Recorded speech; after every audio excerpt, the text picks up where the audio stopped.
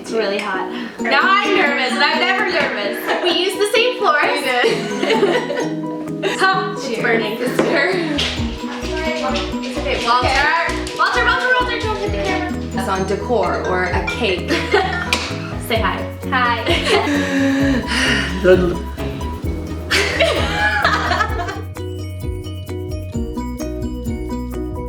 Hey everybody, and welcome back to my channel. Today I have a special guest for some tea and talks. One of my best friends, Rachel Berenger. I was going to say Rachel Brown. That is her pre-married name. Now she is married. Yeah. And so today we are going to talk about weddings. Our 10 tips for planning your wedding. And we both are married, and Rachel was married this summer and I was in her wedding. She was in mine. So we've been together through a lot of planning and a lot of stuff, and so I had a lot of questions and comments on my last wedding video, so I thought it would be so fun to bring a newly married person because her perspective is a little more fresher than mine, and we can kind of talk about it. So, do you want to just say something about your wedding? Sure. Well, I, like most girls, have dreamt about my wedding since I was in the womb. Never could picture the groom, but we got there. So yeah, I got married 6 months ago. It's been 6 months now. We had a year to plan. I needed the full year. Some people can do it in 6 months. Some people can do it in 3. Yeah. I needed a year. And it was everything I dreamed of. It was the best day ever. It really was. And like being a part of it, it was so romantic and whimsical. It really was such a reflection of Rachel and Paul and their relationship.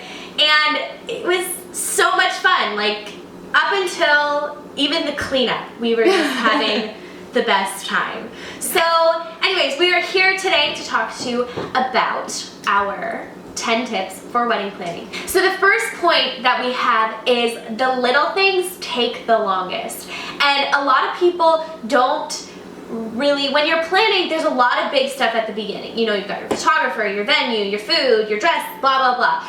But it's actually the little stuff at the end that ends up not only eating away at your time, but sometimes your budget. And that's what happens. And so one of the biggest things when my husband and I look back on our wedding is what we wish we had gauged a little bit better is the little things. Like we wanted pictures and picture frames all over the venue, which we decided, you know, probably 3 weeks before we got married. And so you're at Walmart printing out the pictures and looking at frames that you want, or we put chocolate boxes on the table. That we decided that the week before the wedding, and yada yada yada, the gifts. We were at your house putting together the candy. Yeah, the week before? Yeah, the week before. So it's the little things that people, if you don't plan for those times, give them a specific date, you end up getting really stressed. So that's why it is great to give yourself a good amount of time for the little things. Yeah. Second point, realize and accept that something is bound to go wrong. Yes. So you plan this day for months or years, depending on how long you've been dreaming about your wedding or been engaged. And you just picture this perfect day, and of course it will be your perfect day, but something is going to go wrong, and you need to understand that and realize it. And I can be a high anxiety person. Me too. Stressed. But because I knew, that was one piece of advice that I got, that something's bound to go wrong. Nothing is ever perfect. And so you need to just be okay that if something comes up or when something comes up, you just gotta go with the flow, accept it, and move on. I mean, my brother, who was walking me down the aisle, showed up at 3:35 and my wedding started at 3:30. So some things go wrong, but you just need to laugh it off. It's your day. It's a day you've been planning and dreaming about. So accept that those things will happen and let it be and go with the flow. Just let it go. Just let it go. Number 3, make a list of your non-negotiables. With your wedding, there are so many things and there's so many aspects that you need and that you want. But because of budget and sometimes even time, it's really difficult to give everything the attention and the money that it deserves. So at the start, what we did is we made a list of things that we were not going to budge on. And two of those things were the flowers and the food. And I talked about this in my last video because, you know, my husband's perspective is he remembers a wedding from the food that he ate. And so that was really important to us, is your guests are coming, they're spending a whole day with you, some are coming from far. A good meal is always fun and delicious and good for you, and people enjoy that. And the second thing for me was flowers, and we were just talking about this, is that I was willing to let other things on my budget, being the decorations or the extra little things, you know, kind of fall to the wayside if my flowers were going to be compromised, because I wanted the best flowers that I could get. And they were beautiful. They were beautiful, and we used the same flowers. We did. She's the best. And so, you know, when you make a list of non-negotiables, when things come up, you then know what can be eliminated and what you can stay strong on. So say, like for example, you know, if flowers were your thing, but, you know, the decorations are coming in and costing more than you thought, you at least know you can say no to the decorations so that your flowers. So it's really important to make a list of things that you're not going to budge on. For us, it was food and flowers, and stick to your guns with those stuff. And then it'll be easier to say yes and no to the rest. And just going off that, tip number 4 is know what you can afford, so within your budget, but also be flexible when it comes to those things. So I don't mean set a budget and then be flexible and go over your budget, although it might happen. It may happen.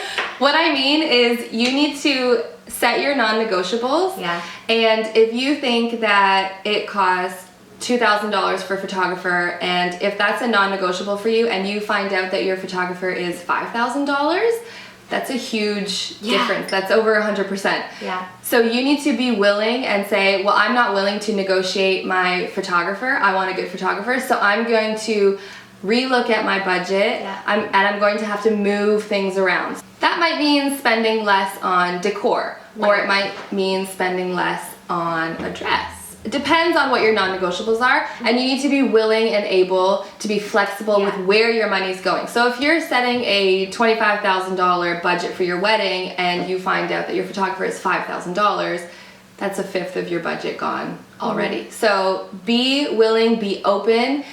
Keep in mind that things come up, and if you've never planned a wedding or you haven't looked into things, like Paul and I had no idea how much a photographer was. We had no idea how much flowers were. So we kind of set our budget, and as things came up, we had to adjust. And we had our non-negotiables, and we said, okay, well, we're not willing to go less on, a photographer was a big one for us. And when we found our photographer, we were willing to, you know, throw in the extra money, because for me, I knew that pictures were gonna last forever. I mean, you've got the memories, but the pictures are things you always look back on. And so that was something for us, we were non-negotiable. So when we found out our price for our photographer, we thought, okay, we'll make it work and we'll adjust somewhere else. And so always be willing to adjust. It's true, because your wedding, like we said, even the planning is not going to go the way that you want it to. Number 5, this was actually a recent tip that was brought to me by my sister. Shout out to my sister. She's sitting behind the camera. Say hi. Hi. But, you know, when I was getting married, I bought everything brand new. So every piece of decor, every vase, every candelabra sort of thing, everything was brand new. Well, now they have these websites where people are selling all of their wedding stuff. There's one called tradesy.com, and you can actually go and people just put up what their decorations and other things that they use from their wedding, which would be an amazing resource for anybody that's looking for things like that, because that stuff adds up. Even as well, be more resourceful. I wish I had been a little more resourceful when it came to that stuff, because it ends up costing a lot of money. And it's the little things that not only take time, but end up, you know, sometimes, they add up really fast. And even going on, if you're in Canada, there's Kijiji or Craigslist, and I don't think there's anything wrong. And you know what, the kind of eclectic look is really in, and I think it's beautiful. And so if things don't exactly match, you know, that's okay. And so if I had to go back in time and tell myself something, yeah, it might be a little more work, But if you're gonna save quite a bit, like I can't tell you what I spent on like stupid little glass containers that you can buy from other people. So that's my tip, is be more resourceful, use things. It's okay to go to secondhand shops and look. Yeah, it takes a little bit of time, but it's worth it. Tip number 6 is easier said than done, but don't stress about your guest list. So if you're getting married and you have a really big venue and you can invite as many people as you want, maybe this tip isn't so much for you. But if you're planning a more intimate wedding, it's really hard to not let the guest list stress get to you. I know it really got to me, but at the end of the day, you need to invite the people who are going to invest in your relationship and who have been walking with you through life and who will continue to walk with you. At the end of the day, someone will always be offended that they weren't invited to your wedding. At the end of the day, someone will always be offended that they weren't invited to your wedding. It's unavoidable. It's going to happen even if your guest list is 300 people. So you need to be sure and intentional that you're inviting people who you want to be there. You don't need to be inviting extras because you feel obligated to invite them or because they invited you to their wedding. You need to focus on you. It's your day. It's one day. And you need to just be intentional about inviting those people who are going to invest in you, because you want people there who are going to support you and who have been good friends or family. And so that's one thing. And who you see is going to be there for you in the next 10, 20 years that can share this journey with you. Exactly. It's so magical to have people. Like, it's so wonderful it is, to be, you know, in someone's life and to watch them progress. Exactly. Number 7 is a tip that I've used before, but I still swear by it. Use a day of coordinator. And I know that a lot of people, you know, it is an optional thing, and yes, it does cost money, but you can always get a friend to do it. I mean, if you can give them a schedule and give them everything that you want, but it will save you so much headache the day of. The last thing that you as the bride want to be doing is coordinating with the restaurant, with who is officiating. You don't want to be doing any of that stuff. You want somebody to be doing that for you. And I also prefer to recommend not hiring a wedding planner. I think, especially in my case and probably and in yours, we were very specific. We knew already what we wanted. So I didn't need somebody to source things for me or to give me options of color schemes and things like that. I already knew exactly what I wanted. I just needed somebody to handle the entire day. When somebody was supposed to walk down the aisle, when the instruments were arriving and leaving, I didn't want to do that. I can't recommend mine. I didn't have a great experience, but I always recommend to other people because it relieves such a headache, and you don't want it to be someone in your family. You don't need your mom being distracted on your wedding or your sister. It's just not worth it. It should be either somebody that is not a part of the wedding, or you shell out the money to hire somebody. It's worth it. And you had a great one. Totally agree. We had a day of coordinator, and she was phenomenal. She was really good. She worked with us even beforehand just to make sure that she knew exactly what was going on, who she needed to be talking to, the photographer, our officiant, who is my father-in-law. But she was on the ball. She was phenomenal, and I would highly, highly recommend her. She was great, and that was one of the reasons I was so carefree that day. And when things went wrong, I knew that there was somebody taking care of it. To take care of it, and I could still enjoy my day and not have any stress about it. And that is worth its weight in gold, because this day happens once and it flies by. It is so fast. I know. So you don't want to be worrying. Tip number 8: allow people to do things for you. That's what they're there for. So if you have a bridal party, ask them to do things. They're there to help. They want to help. And speaking from a bridesmaid perspective, I wanted to help. I wanted to help you get things ready. Amy Lee's getting married soon, and I'm just so excited to be there to help, because being on the other side of it, it's stressful. I mean, you plan so much for one day, and things come up, and it can be really stressful. And so ask for help and go to people, because that's what they're there for, and they want to help. Genuinely, that's what they're there for. If they're in your wedding party, they're really close friends, and they want what's best, and they want to make sure that you're having a smooth day too, because it's important. And it's important as a bride with all the other stresses. If you can get help from people, get help from people. It's so true. And that's the thing. Being on the other side, you realize how valuable that help is, because you are stretched so thin during that season. Use those people. And a lot of people think, oh, it'll be faster if I just do it myself. It's not. And it's not worth that money. Number 9, credit card points. And so a lot of people, this is a funny subject, because, you know, a lot of people aren't for credit cards. Right. And, you know, they think you're going to go into debt. Well, my husband uses credit cards for everything, and that is because of credit card points. So what he did, and what he always recommends to people, is the season that you get married is a very expensive season. So why not be able to use your credit card and earn those points that you wouldn't normally be able to earn, because sometimes you're shelling out $20,000, $30,000, $40,000 in a very short period of time. That's a lot of points. And so from personal experience, we put pretty much everything on the credit card, and we were able to pay for a lot of vacations by using our credit card points. And it's not a means that you can go into debt. Like, I'm not recommending you going into debt. No. I'm recommending you putting everything on your credit card, paying it off so you don't have the stress, but keeping those points, because you could pay for your honeymoon, you can pay for, you can get Christmas gifts with those points, you can get all these different things. It's worth it. It's one of those times in your life that you're not going to be spending that amount of money in such a short period of time. Why not benefit from it a little bit for yourself?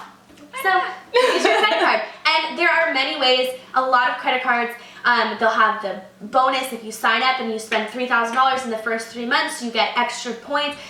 Do your research and find the ones that will give you the best bang for your buck. Right. That's my advice. That's my last little tip. Tip 10, the final tip. The final. Make your wedding your own. Yes. I feel like in the past couple years, weddings have become, I don't want to say a trend, but they're kind of a trend. Yeah. And so everyone wants to do what's trendy. But you need to make sure that you're not falling into those trends and make your wedding your own. If you've been dreaming about this for years or decades, you need to make sure that you're fulfilling your own dreams. And if you've been planning something, but it's not trendy, that doesn't have to change the way you plan your wedding. Exactly. Or the way you want your wedding. It's so hard too with like Instagram and Pinterest, and you see all these things, and it sometimes can make you sad. Like, I remember going through Pinterest and thinking, I'm never gonna have my wedding look like this. I know. But that's okay, and you need to kind of lower the expectations. I find that society puts so much pressure on having the perfect wedding, and is it like rustic enough, or is what's her dress like? Is her dress nice? Or, oh, that diamond is really small. Like, there's so much pressure these days, and it's supposed to be such a magical time in your life, and your wedding day happens once.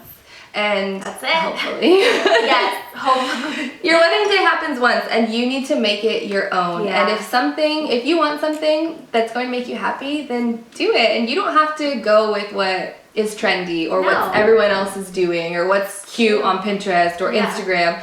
You need to make it your own, because it's your day, and it only happens once, and you don't want to look back and think, I always wanted that and I didn't do it. Exactly. You don't want to live with regrets. You don't want to do something that other people want you to do. Do what will make you happy, because at the end of the day, you're the only one that's going to live with the regret. Nobody else. And so do what you want. Don't let other people persuade you. Do what you want and do what you love, because it's all about you. Yeah. So, and have fun. Yes. Have fun. It goes so fast. I know we keep saying it, but it's like, it's the fastest day of your life. It is so fast, but it's so wonderful. Well, Well, thank you, Rachel, for joining me. My pleasure. Thank you, Amy Lee, for listening to all our advice back there. You don't want to, do you want to like pop your head in? No. No? Okay. Anyways, thank you for watching. If you like this video, give it a thumbs up and a share. And click subscribe down below. And I will be back for another video. Thanks for watching. Bye.